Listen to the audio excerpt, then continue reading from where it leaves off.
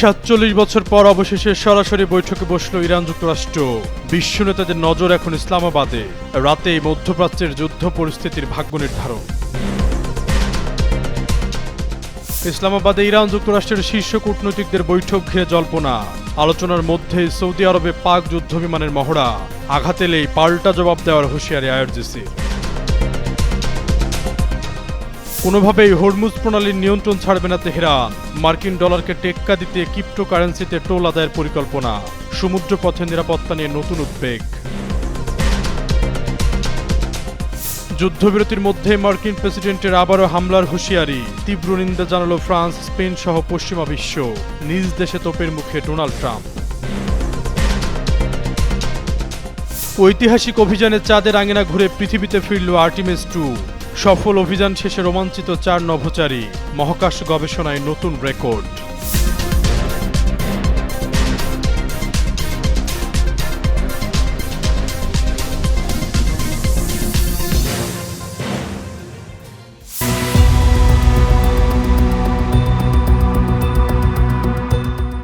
পাকিস্তানের প্রধানমন্ত্রীর সঙ্গে যুক্তরাষ্ট্র ও ইরান প্রতিনিধি দলের আলাদা বৈঠক অনুষ্ঠিত হয়েছে।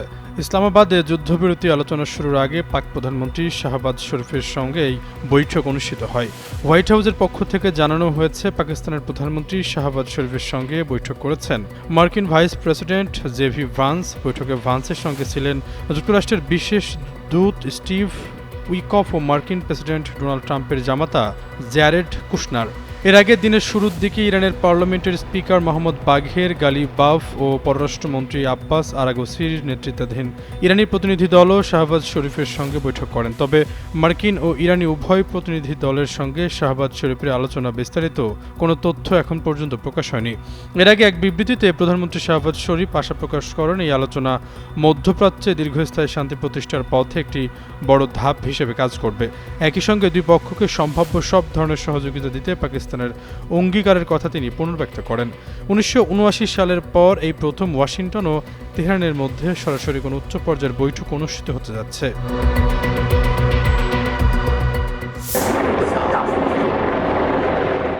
সৌদি আরবের একটি বিমান ঘাঁটিতে পাকিস্তানের যুদ্ধ বিমান এবং সহায়ক বিমান মোতায়েন করা হয়েছে। দুই দেশের মধ্যে পারস্পরিক প্রতিরক্ষা চুক্তির অংশ হিসেবে বিমানগুলো এরই মধ্যে ঘাঁটিতে অবতরণ করেছে। সৌদি কর্মকর্তারা এই তথ্য নিশ্চিত করেছে বলে জানিয়েছে রয়টার্স। মধ্যপ্রাচ্যে চলমান রক্তক্ষয়ী সংঘাতের অবসানে শনিবার পাকিস্তানের ইসলামাবাদে ইরান ও যুক্তরাষ্ট্রের মধ্যে শান্তি আলোচনা অনুষ্ঠিত হতে যাচ্ছে।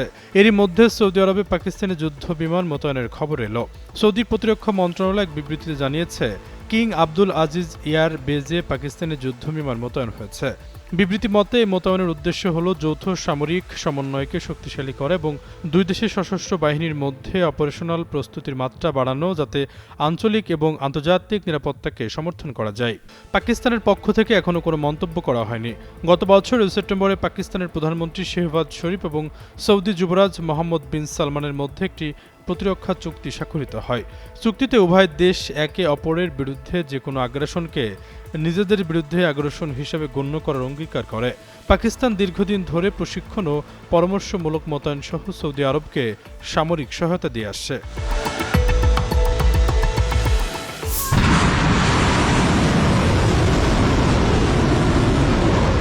ইরান যুক্তরাষ্ট্রের উত্তেজনার কারণে হরমুজ প্রণালীতে জাহাজ চলাচলে নানা বিধিনিষেধ আরোপ করা হয়েছে। এতে বিশ্বব্যাপী জ্বালানি তেলের সংকট তৈরি হয়েছে। ইসলামাবাদে গুরুত্বপূর্ণ সংলাপের আগেই হরমুজ প্রণালী ঘিরে নতুন করে উত্তেজনা তৈরি হয়েছে।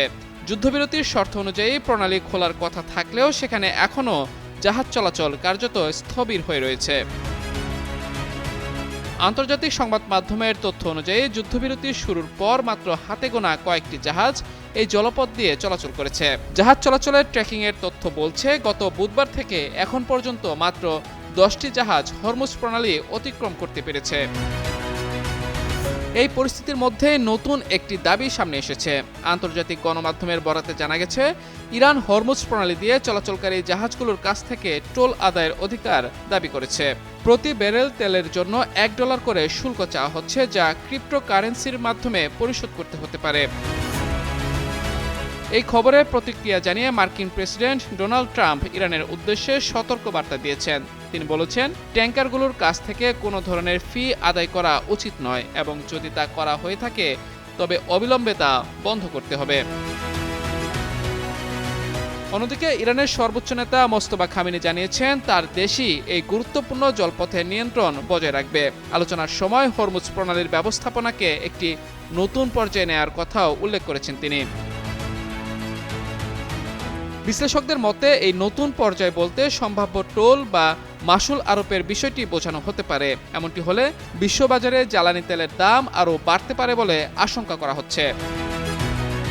এদিকে বিভিন্ন প্রতিবেদনে বলা হয়েছে হরমুজ প্রণালী পুরোপুরি উন্মুক্ত নয় এবং অনেক জাহাজ এখনও সেখানে চলাচল করতে ভয় পাচ্ছে। পরিস্থিতি অনিশ্চিত থাকায় শত শত তেলবাহী ট্যাঙ্কার প্রণালী অতিক্রমের অপেক্ষায় রয়েছে। আন্তর্জাতিক মেরিটাইম সংস্থার তথ্য অনুযায়ী এই সংকটের কারণে পারস্য উপসাগরে প্রায় 20,000 নাবিক কার্যত আটকা পড়ে আছেন। ফলে বৈশ্বিক জ্বালানি সরবরাহ এবং সমুদ্রপথের নিরাপত্তা নিয়ে নতুন করে উদ্বেগ তৈরি হয়েছে। Mahmudur Rahman, Jugantor news.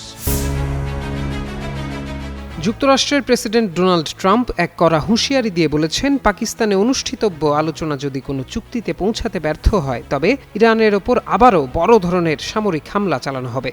New York পোস্টকে দেয়া এক সাক্ষাৎকারে তিনি স্পষ্ট করেছেন, মার্কিন যুদ্ধজাহাজগুলোকে ইতোমধ্যে সর্বাধুনিক ও শক্তিশালী অস্ত্রশস্ত্রে সজ্জিত করার নির্দেশ দেয়া হয়েছে। ট্রাম্পের মতে এবারের প্রস্তুতি আগের যে কোনো সময়ের চেয়েও ভয়াবহ এবং আলোচনার ফল ইতিবাচক না হলে এই শক্তি অত্যন্ত কার্যকরভাবে প্রয়োগ করা হবে। তিনি আরও উল্লেখ করেন, বর্তমানে একটি রিসেট বা নতুন করে সাজানোর প্রক্রিয়া চলছে, যেখানে মার্কিন বাহিনী তাদের ইতিহাসের সেরা গোলা বারুদ মজুত করছে। ট্রাম্প সরাসরি হুমকি দিয়ে বলেছেন, যদি তেহরানের সঙ্গে কোনো সম্মানজনক চুক্তিতে আসা সম্ভব না হয় তবে যুক্তরাষ্ট্র সামরিক পথ বেছে নিতে দ্বিধা করবে না।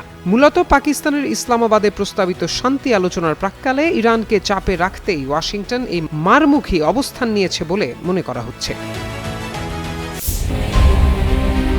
মার্কিন মহাকাশ সংস্থা নাসার আর্টেমিস 2 চন্দ্রাভিযানে অংশ নেয়া 4 নভোচারী পৃথিবীতে ফিরেছেন। আজ বাংলাদেশ সময় সকাল 6:07 দিকে নভোচারীদের বহনকারী ওরিয়ন ক্যাপসুল ক্যালিফোর্নিয়ার সান ডিয়েগো উপকূলে প্রশান্ত মহাসাগরে অবতরণ করে। সেই সাগর থেকে তাদের উদ্ধার করা হয়েছে। শুরুতে নভোযান থেকে বের হয়ে একটি উদ্ধারকারী নৌযানে ওঠেন তারা। এরপর সেখান থেকে হেলিকপ্টার করে তাদের ইউএসএস জন পি মুরথাতে নিয়ে যাওয়া হয়।